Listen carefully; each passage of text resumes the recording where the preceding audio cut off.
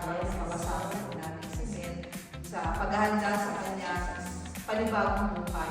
Yes. Alam ko po yung puso niya, alam niyo po yung sitwasyon na kanilang pinaghahandaan, kanilang future. And pray, Father, that your Holy Spirit be with them, Panginoon. Lord, ihanda mo po siya physically, emotionally, mentally, spiritually, sa kanyang panibagong buhay na tatahakin. We pray that you will allow us, Panginoon, na maging part ng kanyang buhay. Yes, Lord. Salamat po namin na may spark po siya pa sa testimony mo ng bawat isa sa amin.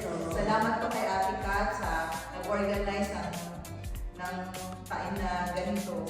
Lord, na kung saan magkakaroon ng opportunity for us to share, Panginoon, yung mga pwede po namin ibigay ng messages sa kanya. Be with us, O God, Lord, ikaw po ang mahuna at mag-glorify sa sawayan ito. Dalangin namin ito sa pangalan ni Jesus. Amen.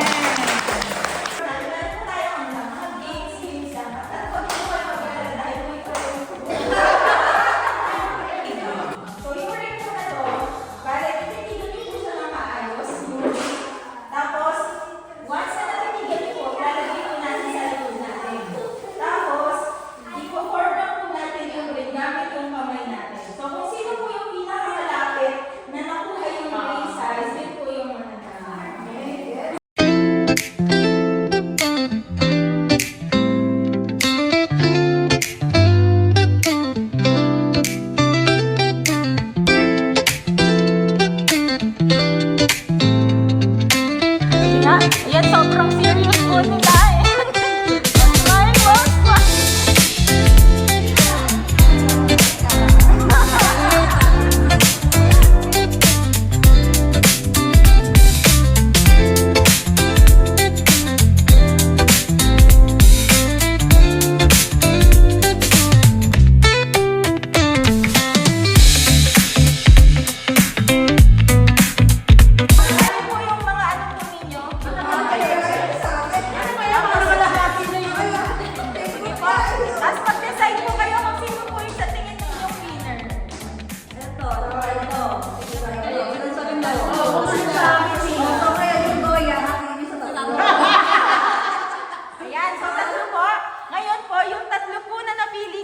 Ay yung sa gitna naman po yung bubutasan po nila at kung sino po yung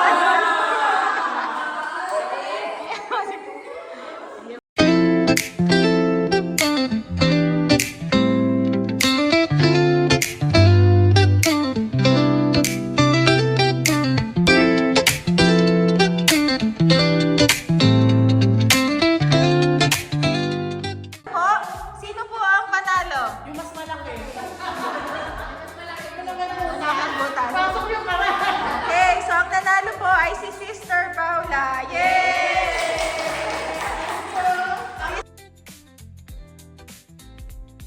Isa lang pong game. So sa game po natin, dalawa po yung mananalo. So mag-form po kayo ng group ninyo na dalawa. Sa showtime, ipagkatalimod kayo.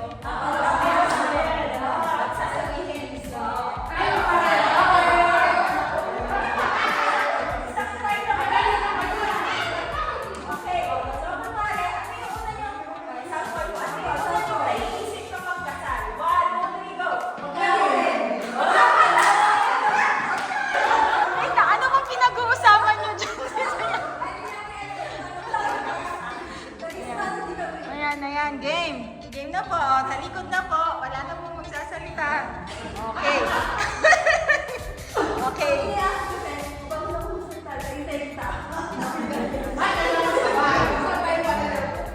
So, famous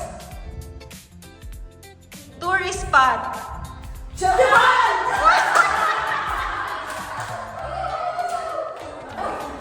Ano ang una mong naiisip kapag sinabing asawa? 1, 2, 3, go!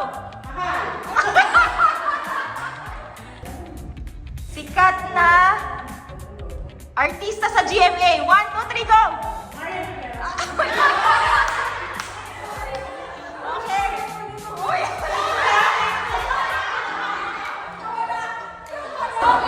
Okay, game. Ito na po. Sikat na dessert sa Pilipinas. 1, 2, 3, go!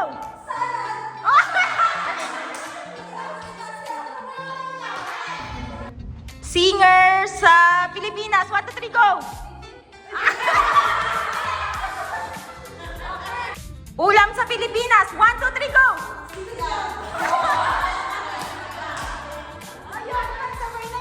Handa sa birthday. 1, 2, 3, go!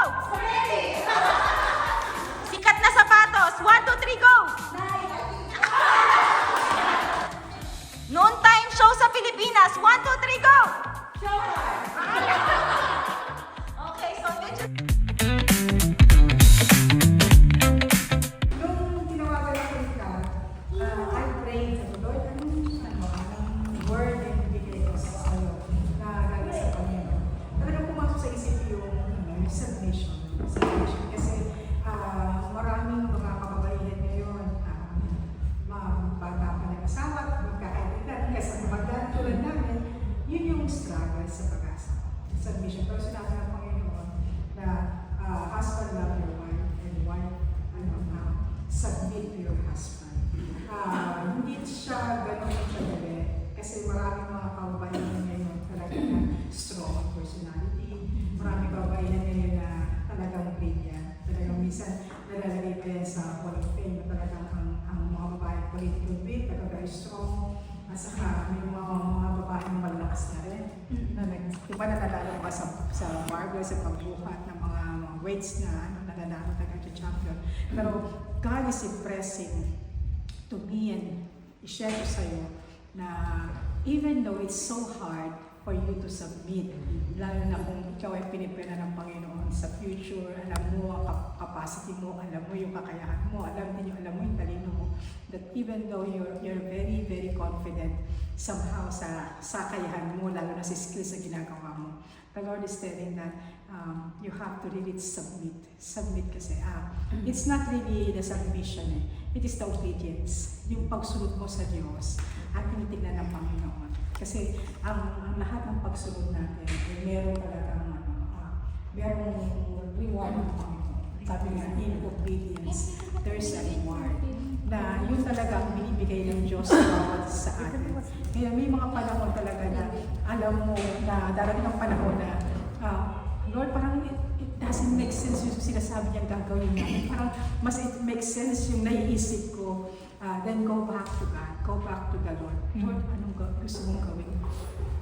Then the Lord will immediate respond na submit. Papasok yan sa isip mo. Kasi as you seek God, as you read the Lord will tell you through the Word that you have to submit to your husband. Yung obedience mo, yun ang magpapala ng Diyos doon sa dapat yung gawin ng asawa. Kasi ikaw, sabi ng Biblia, ang babae, sabi ng Biblia, ay helper. Ngayon, kung yung pag-submit mo sa magiging asawa mo, yung ginagampanan mo na yung trabaho mo bilang asawa as a helper, a help suitable for him. Kasi pag dumating naman ang panahon na nag-submit ka sa kanya and you are helping him, yung success doon sa ginagawa ng mag-asawa, na siya yung napupush pataas, it will be your reward also. At yung benefits nito, kayong dalawa din mag-asawa ang mag-e-enjoy. Kaya, yun lang gusto ko i-share sa'yo, yung submission, hindi ganun kadali. Pero yung obedience mo, kasi ang relationship natin kasi is personal. Yung intimacy mo kay God, na pagsunod sa pag-submit sa magiging asawa mo, yun yung level ng intimacy mo kay God. At yun din yung magiging level ng pagpapala na mararanasan mong mag-asawa. Ang number one kasing pagpapala ng ibigay ng Diyos sa inyong mag-asawa is kapayapaan. Yung peace. Kasi yung pagkasamahin kayo, sinasabi ko, diba, against the world. Yung love against the world. Kasi magkasama kayo and then yung mundo, maingay. Yung mundo malupit. Pero, at magulo. Pero kapag nagkaisa kayo, through your submission, andun yung kapayapaan ng Diyos. Papasok yung Prince of Peace, which is Jesus Christ. Yun. And gusto share ko rin sa'yo na yung sample ng submission. Kasi I don't wanna say things na hindi ko naman ginagawa. Sample ko lang yung amin sa pamilya ko. Yung asawa ko nagkaroon ng Ang ma-advise ko lang sa kanilang dalawa ni Angelo, kapag nag-away kayo, wag niyong hahayaan na lulubog ang araw na hindi kayo nagkakaayos. Kasi parang kinabukasan magigising kayo, parang medyo okay na lang na hindi nyo na pag-uusapan. naging punot dulo or ano yung naging problema kung bakit kayo nagkatampuhan or nag-away. So yun talaga. Mahirap siya kasi nga galit ka or nainis ka dun sa asawa mo. Pero kailangan talaga siya kasi para mapag-usapan kung ano yung naging tampuhan ninyo. Baka kasi ang mahirap kapag parang nababaon na lang siya, nababaon na siya sa limot. At kapag sumabog ka, yung mga babae pa naman, kinakalkal lang.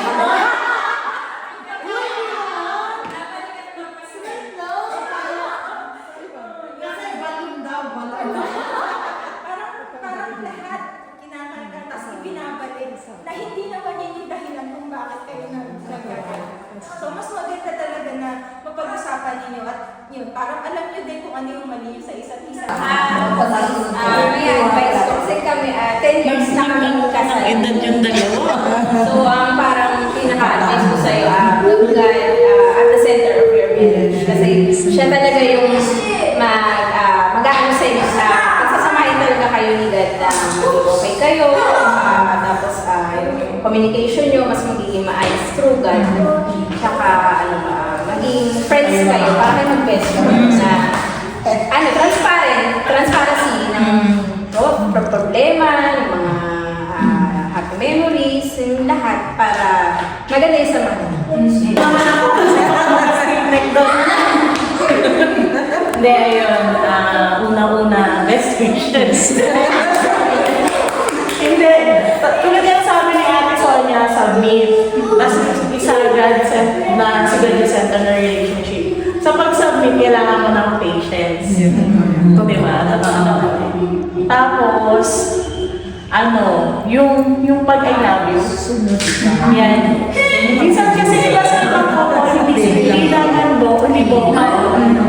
So, kung hindi ka sanayin mo sarili mo sa ganon, na I love you. Ganon. Tapos, ano pa ba? Parang kasi sasabihin.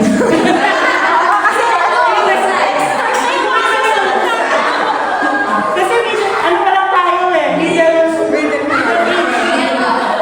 doon tayo sa mga veteran. Best wishes. Sa akin naman dapat din natin yung asawa natin kahit halimbawa ako yung may trabaho asawa na, siya pa rin dapat yung hierarchy.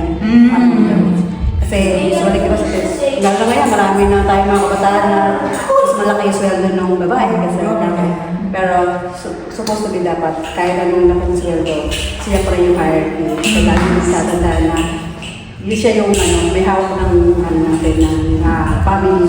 Yun siya yung foundation natin. Tayo sabi nga ni Ate helper. So dapat lagi tayo hindi natin pinapag-usapan nilang pera. Lagi masama rin. Yun, hindi rin sa amin, sa aming kasama ng issue yung pera. Kahit naman pag-uusapan sa yung hierarchy, ano pa rin si husband. Ayun. Yun tulad yung sinabi ko sa vision. Kasi sa umpisa pala, hindi mo pa siya masyado kakilala. Pag nagkaroon kayo ng konting tampuhan, balik agad kayo God. Lord, seek to understand. God, gusto ko siyang makunawan. Dahil niya kayo nasabi, hindi ko siya ganun kakilala. Gusto ko siyang makunawan. And then, kapag medyo dumating yung time na mag-sorry siya sa'yo, hindi ka parang pinapatawag ko na siya agad. Kasi parang magpapatay ko sa parang matanggal agad yung heaviness sa pagkasama niya. Pag gano'n lang, yun. Seek to understand, then look forward na mag-sorry siya. Kung di siya mag-sorry, ngiti ka na. Baka kasi sinasabi hirap ang hari ng kanya na maliwanag siya. Okay, wala na lang magaling.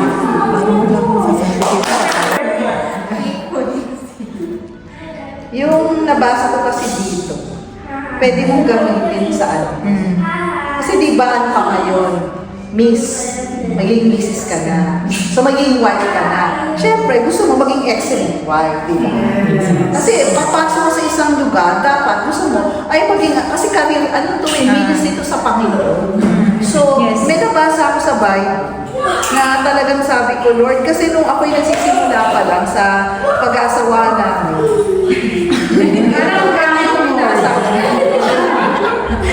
sa Proverbs 30 verses 10 to medyo mahaba ko, isasama kayo.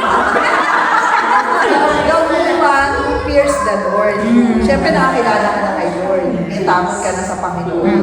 So ngayon, ang relationship mo na, hindi lang sa inyong dalawa na magiging asawa, kasama na si Lord.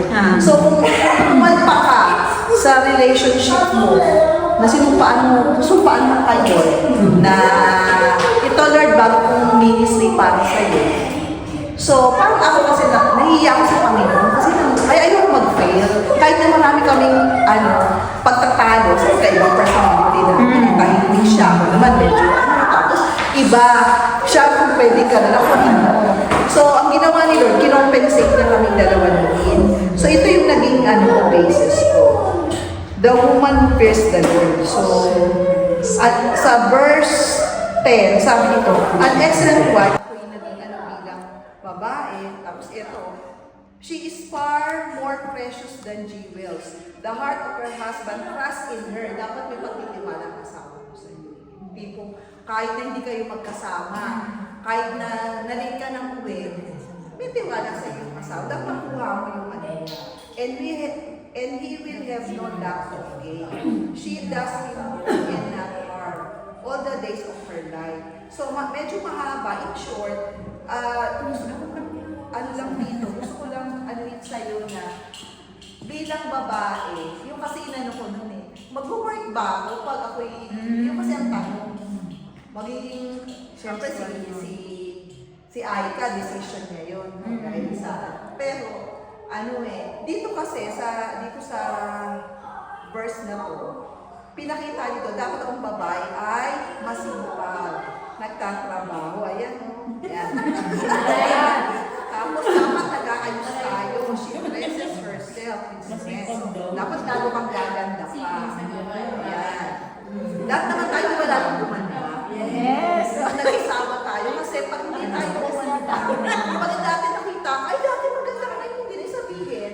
Hindi kasi masaya ka ng happy wife. So dapat maganda. Dapat masipag. Ayan, pinapakain ng asawa. Pati dito, bed coverings for herself. Ang haba dito. Kahit yung dapat ang maunang babae sa lalaki, her husband is in the gates, tapos masyado siyang mahaba. So, to keep it short, ang sabi lang dito, many women have excellently, but you surpass them all. Sa mga characteristics na sinabi dito. Charm is deceitful and beauty is vain, but the woman who fears the Lord is to be praised. So, ibig sabihin, dapat tayong mga babae, mas maano yung faith natin sa Panginoon. Amen. Kasi tayo emotionally, palagay ko mas stable tayo. Amen. Yun. So dapat mas tayo, ayan, mas yung faith mo, pag nakikina yung asawa mo, huwag mag-aayos. Kasi yun ang role mo Kasi di ba kaya binigay ni Eva, ay ni Lord si Eva, nalulungkot si Adan. So pag nangihina ang asawa mo, nalulungkot ang pinagiging kalakasan. Ayan. Give her the fruit of her hands. Ibig sabihin ng trabaho. Kasi meron dito na give her the fruit and let her works praise her in the list, etc. Yun. So, pag may time ka, pwede mong basahin ito, i-meditate mo na Lord, kaya ako magpapakasal sa'yo kasi itong calling mo sa akin maging asawa at gusto kong maging excellent wife. Kumbaga, gusto kong sabihin ng asawa ko na salamat Panginoon, binigay mo siya sa akin. Hindi maging curse na naging yung asawa mo dahil sa'yo. Hindi naman sa'yo. Siyempre kasi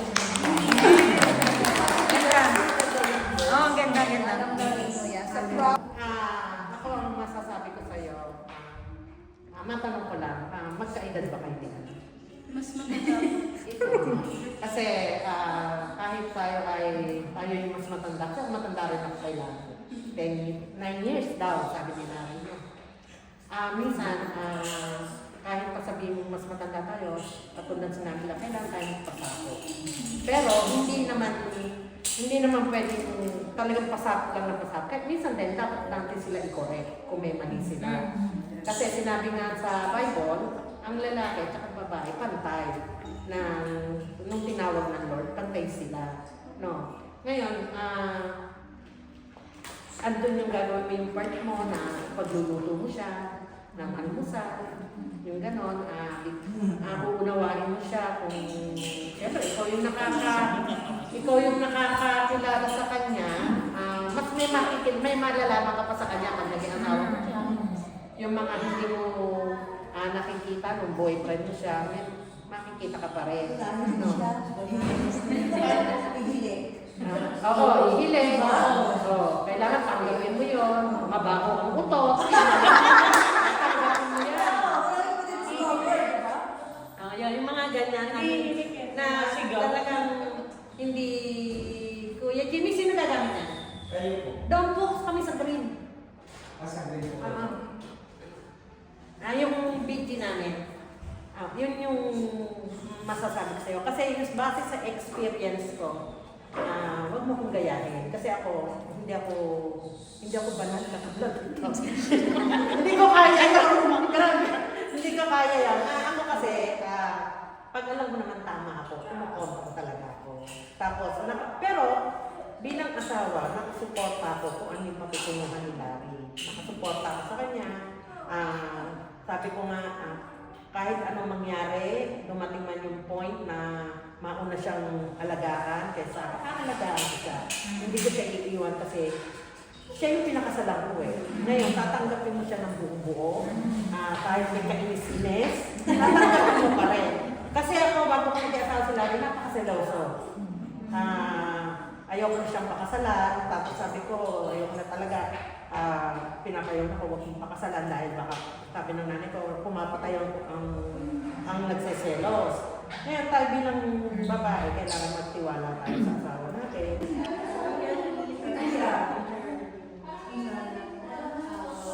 Nice na sa'yo is patience as a human being understanding as well. You sure will.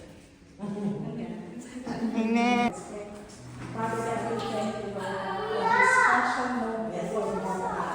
Lord, thank you, God, that you have chosen Mama for such a time as this time.